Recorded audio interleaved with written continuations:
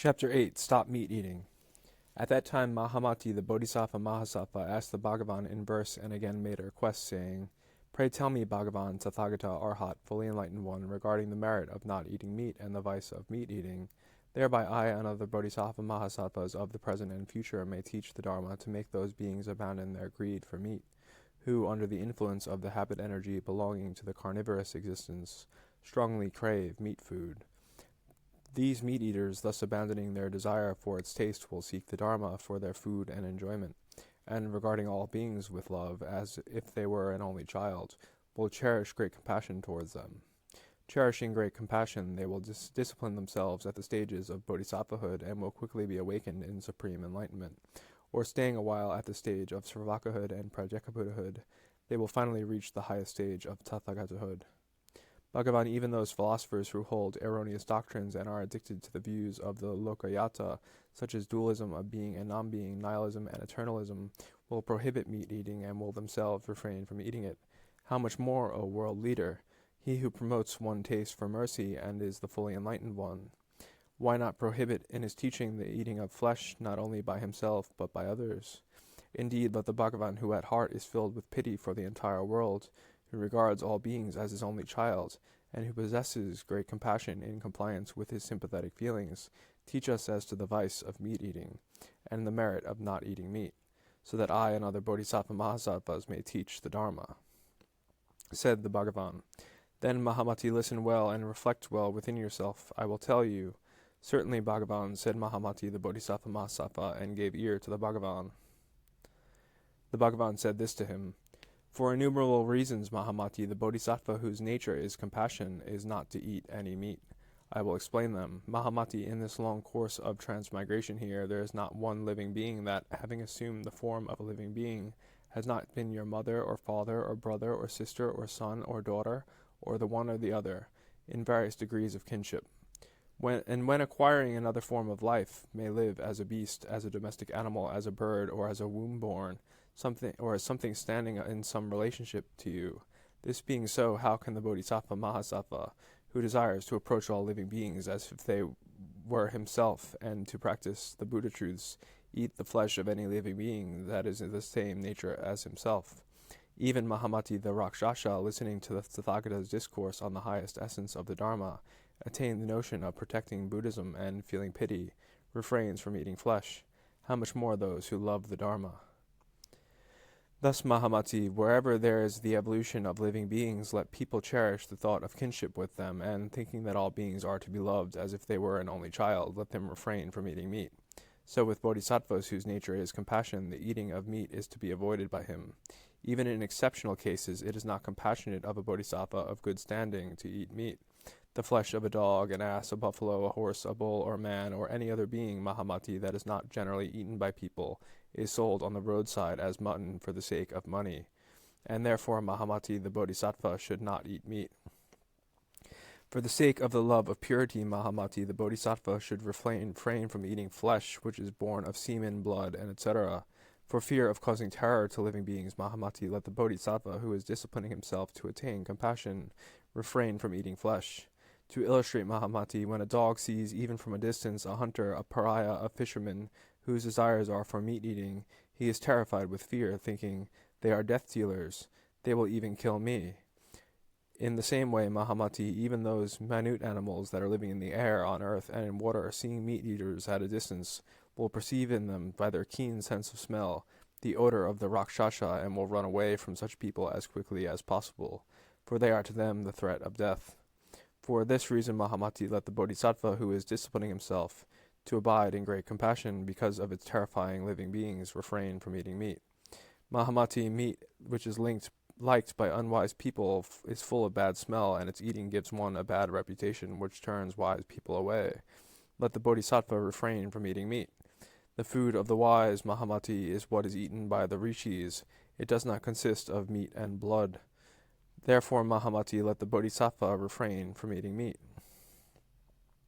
In order to guard the minds of all people, Mahamati, let the Bodhisattva whose nature is holy and who is desirous of avoiding censure on the teaching of the Buddha refrain from eating meat. For instance, Mahamati, there are some in the world who speak ill of the teaching of the Buddha. They would say, Who are those Sramana who carry out pure practices, reject the celestial being's food, but like the carnivorous animals who fill their stomachs with fleshes, go wandering about in the world, thoroughly terrifying living beings, disregarding the life of a Sramana and destroying the vow of a Brahmin? There is no dharma, no discipline in them. There are many such adverse-minded people who thus speak ill of the teaching of the Buddha. For this reason, Mahamati, in order to guard the minds of all people, let the Bodhisattva whose nature is full of pity, and who is desirous of avoiding censure on the teaching of the Buddha, you should not eat meat. Mahamati, there is generally an offensive odor to a corpse which goes against nature, therefore let the Bodhisattva refrain from eating meat. Mahamati, when flesh is burned, whether it be that of a dead man or some other living creature, there is no distinction in the odor. When flesh of either kind is burned, the odor emitted is equally noxious. Therefore, Mahamati, let the Bodhisattva, who is ever desirous of purity in his discipline, wholly refrain from eating meat. Mahamati, when sons or daughters of good family, wishing to exercise themselves in various disciplines, such as the attainment of a compassionate heart, the holding of a magical formula, or the perfecting of magical knowledge, or starting on a pilgrimage to the Mahayana, retire into a cemetery or to a wilderness or to a forest where demons gather or frequently approach, or when they attempt to sit on a couch or a seat for the exercise, they are hindered because of their meat-eating from gaining magical powers or from obtaining emancipation. Mahamati, seeing that thus there are obstacles to the accomplishing of all the practices, let the Bodhisattva who is desirous of benefiting himself as well as other, wholly refrain from eating meat. As even the sight of objective forms gives rise to the desire for tasting their delicious flavor, let the Bodhisattva whose nature is pity and who regards all beings as his only child, wholly refrain from eating meat. Recognizing that his mouth smells most obnoxiously even while living this life, let the Bodhisattva whose nature is pity wholly refrain from eating meat. The meat-eater sleeps uneasily and when awakened is distressed. He dreams of dreadful events, which makes his hair rise on end. He is left alone in an empty hut. He leads a solitary life, and his spirit is seized by demons. Frequently he is struck with terror. He trembles without knowing why. There is no regularity in his eating. He is never satisfied. In his eating he never knows what is meant by proper taste, digestion, and nourishment. His visceras are filled with worms and other impure creatures and harbor the cause of leprosy. He ceases to entertain any thoughts of aversion toward all diseases. When I teach to regard food as if it were the eating of the flesh of one's own child or taking a drug, how can I permit my disciples, Mahamati, to eat food consisting of flesh and blood, which is gratifying to the unwise but is abhorred by the wise, which brings many evils and keeps away many merits, and which was not offered to the rishis and is altogether unsuitable? Now, Mahamati, the food I have permitted my disciples to take is gratifying to all wise people, but is avoided by the unwise. It is productive of many merits, it keeps away many evils, and it has been prescribed by the ancient rishis. It comprises rice, barley, wheat, kidney beans, lentils, etc., clarified butter, oil, honey, molasses, treacle, sugarcane, coarse sugar, etc. Food prepared with these is proper food. Mahamati, there may be some irrational people in the future who will discriminate and establish new rules of moral discipline, and who, under the influence of the habit energy belonging to the carnivorous races, will greedily desire the taste of meat. It is not for these people that the above food is prescribed. Mahamati, this is the food I urge for the Bodhisattva Mahasattvas who have made offerings to the previous Buddhas, who have planted roots of goodness, who are possessed of faith devoid of discrimination, who are all men and women belonging to the Sakya family, who are sons and daughters of good family, who have no attachment to body, life, and property, who do not covet delicacies, are not at all greedy, who being compassionate desire to embrace all living beings as their own person, and who regard all beings with affection as if they were an only child. Long ago in the past, Mahamati, there lived a king whose name was Simhaswadusa. His excessive fondness for meat, his greed to be served with it, stimulated his taste for it so to the highest degree, so that he even ate human flesh. In consequence of this, he was alienated from the society of his friends, counselors, kinsmen, relatives, not to speak of his townsmen and countrymen. In consequence, he had to renounce his throne and dominion and to suffer great calamities because of his passion for meat. Mahamati, even Indra, who obtained sovereignty over the gods, had once to assume the form of a hawk owing to his habit energy of eating meat for food in a previous existence. He then chased Visvakarma appearing in the guise of a pigeon, who had thus to place himself on the scale. King Sivi, feeling pity for the innocent pigeon, had to sacrifice himself to the hawk and thus suffer great pain. Even a god who became Indra the powerful, after going through many a birth, Mahamati, is liable to bring misfortune both upon himself and others. How much more those who are not Indra? Mahamati, there was another king who was carried away by his horse into a forest. After wandering about in it, he committed evil deeds with a lioness out of fear for his life, and children were born to her. Because of their descending from the union with the lioness, the royal children were called the spotted feet, etc. On account of their evil habit energy in the past, when their food had been flesh, they eat meat even after becoming king, and Mahamati, in this life they lived in a village called Katiraka, 7 huts. And because they were excessively attached and devoted to meat eating, they gave birth to Dakas and Dakinis, who were terrible eaters of human flesh. In the life of transmigration, Mahamati, such ones will fall into the wombs of such excessive flesh-devouring creatures as the lion, tiger, panther, wolf, hyena, wildcat, jackal, owl, etc. They will fall into the wombs of still more greedily flesh-devouring and still more terrible rakshasas. Falling into such, it will be with difficulty that they can ever obtain a human womb. How much more difficult attaining nirvana? Such as these, Mahamati, are the evils of meat-eating. How much more numerous evil qualities that are born of the perverted minds of those devoted to meat-eating. And Mahamati, the ignorant and simple-minded, are not aware of all this and other evils of meat-eating and the merits of not eating meat. I tell you, Mahamati, that seeing these evils and merits, the bodhisattva whose nature is pity should eat no meat. Mahamati, in most cases slaughters are done for meat-eaters. If no one eats meat, there will be no destroyer of life. Therefore, eating meat produces the same sin as killing. Those in the world who addict to the flavor of meat would even eat human flesh, not to mention the flesh of birds, beasts, and so forth. Mahamati, in most cases nets and other devices are prepared in various ways by people who have lost their sense on account of their appetite for a meat taste, and thereby many innocent victims are destroyed for the sake of the price they bring in, such as birds, Karibraka, Kaivarta, etc., that are moving about in the air, on land, and in water. There are even some Mahamati who are like the Rakshasas, hard-hearted and used to practicing cruelties, who, being so devoid of compassion, would now and then look at living beings as meant for food and destruction. No compassion is awakened in them.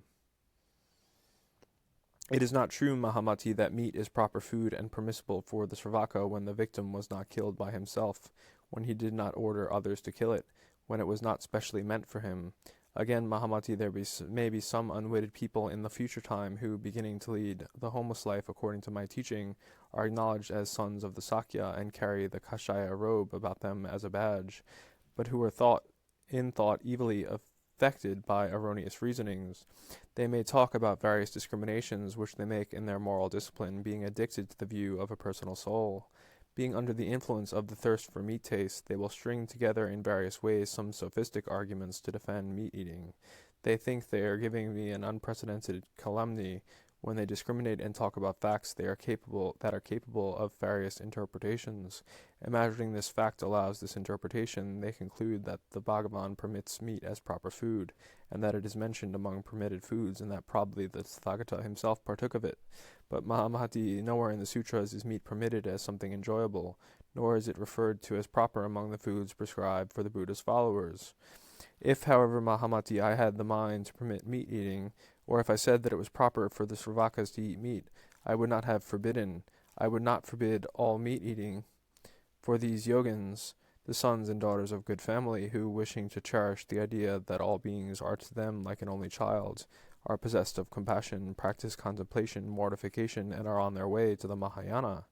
And Mahamati, the interdiction not to eat any kind of meat is here given to all sons and daughters of good family, whether they are cemetery ascetics or forest ascetics, or yogins who are practicing the exercises, if they wish the Dharma and are on the way to the mastery of any vehicle, and being possessed of compassion, conceive the idea of regarding all beings as an only child, in order to accomplish the end of their discipline. In the canonical texts here and there, the process of discipline is developed in an orderly sequence like a ladder going up step by step, and one joined to another in a regular and methodical manner. After explaining each point, meat obtained in these specific circumstances is not interdicted. Furthermore, a tenfold prohibition is given as regards the flesh of animals found dead by themselves. But in the present sutra, all meat eating in any form, in any manner, and in any place is unconditionally and once and for all prohibited for all. Thus, Mahamati, meat eating I have not permitted to anyone, I do not permit, I will not permit. Meat eating, I tell you, is not proper for homeless monks. There may be some Mahamati who would say that meat was eaten by the Tathagata, thinking that this would calumniate him. Such unwitted people as these Mahamati will follow the evil course of their own karma hindrance and will fall into such regions where long nights are passed without profit and without happiness.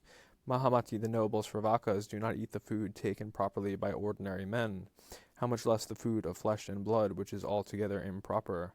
Mahamati, the food for my Sravakas, Pratyekabuddhas, and Bodhisattvas is the Dharma and not flesh food. How much more the Tathagata? The Tathagata is the Dharmakaya Mahamati. He abides in the Dharma as food. His is not a body feeding on flesh. He does not abide in any flesh food. He has ejected the habit energy of thirst and desire which sustain all existence. He keeps away the habit energy of all evil passions. He is thoroughly emancipated in mind and knowledge. He is the all-knower. He is all-seer. He regards all beings impartially as an only child. He is a great compassionate heart. Mahamati, having the thought of an only child for all beings, how can I, such as I am, permit the Sravakas to eat the flesh of their own child? How much less my eating it? Thus, that I have permitted the Sravakas as well as myself to partake of meat eating, Mahamati, has no foundation whatever. So it is said, liquor, meat, and onions are to be avoided, Mahamati, by the Bodhisattva Mahasattvas and those who are victor heroes. Meat is not agreeable to the wise. It has a nauseating odor. It causes bad reputation. It is food for the carnivorous. I say this, Mahamati, is not to be eaten. To those who eat meat there are detrimental effects. To those who do not, merits. Mahamati, you should know that meat eaters bring detrimental effects upon themselves. Let the yogin refrain from eating flesh as it is born of himself, as the eating involves transgression, and its flesh is produced of semen and blood, and as the killing of animals causes terror to living beings. Let the yogin always refrain from eating meat, onions, various kinds of liquor, allium, and garlic. Do not anoint the body with sesame oil. Do not sleep on a bed perforated with spikes. For the living beings who find their shelter in the cavities and in places where there are no cavities may be terribly frightened.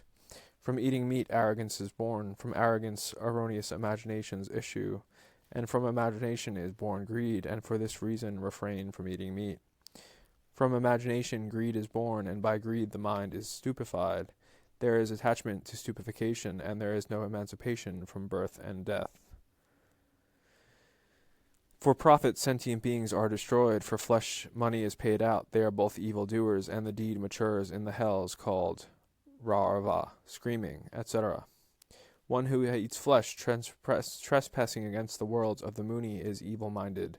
He is pointed out in the teachings of the Sakya as the destroyer of the welfare of the two worlds. Those evildoers go to the most horrifying hell. Meat-eaters are matured in the terrific hells, such as Rava, etc. There is no meat to be regarded as pure in the three ways, not premeditated, not asked for, and not impelled. Therefore refrain from eating meat. Let not the yogin eat meat, for it is forbidden by myself as well as by the Buddhas. Those sentient beings who feed on one another will be reborn among the carnivorous animals. The meat-eater is ill-smelling, contemptuous, and born deprived of intelligence. He will be born again and again among the families of the Chandala, Slaughterman, the Pukasa, and the Domba. From the womb of the Dakini he will be born in the meat-eater's family, and then into the womb of the Rakshasas and a cat. He belongs to the lowest class of men. Meat-eating is rejected by me in such sutras as the Hastikakshya, the Mashamega, the Nirvana, the Agni-malika, and the Lankavatara. Meat-eating is condemned by the Buddhas, Bodhisattvas, and Sravakas. If one devours meat out of shamelessness, he will always be devoid of sense. One who avoids meat, etc., will be born, because of this fact, in the family of the Brahmins or of the Yogins, endowed with knowledge and wealth. Let one avoid all meat-eating, whatever they may say about witnessing, hearing, and suspecting. These theorizers will be born in a carnivorous family. These theorizers born in a carnivorous family understand this not. As greed is the hindrance to emancipation, so are meat-eating, liquor, etc. hindrances. There may be in time to come people who make foolish remarks about meat-eating, saying, meat is proper to eat, unobjectionable, and permitted by the Buddha. Meat-eating is a medicine. Again, it is like a child's flesh. Follow the proper measure and be averse to meat, and thus let the yogin go about begging. Meat-eating is forbidden by me everywhere and at all time for those who are abiding in compassion. He who eats meat will be born in the same place as the lion, tiger, wolf, etc. Therefore do not eat meat which will cause terror among people, because it hinders the truth of emancipation. Not to eat meat. This is the mark of the wise. End of chapter 8.